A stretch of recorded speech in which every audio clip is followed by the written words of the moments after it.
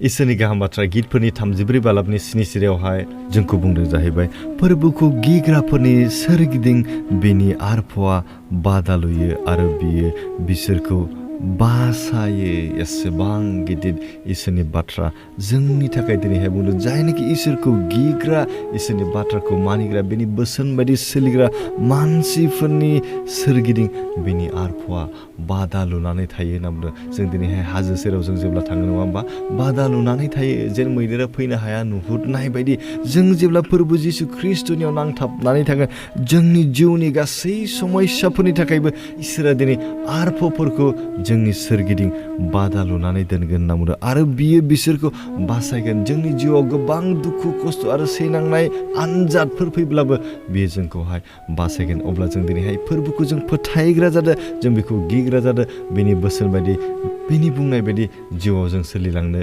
नाजादो।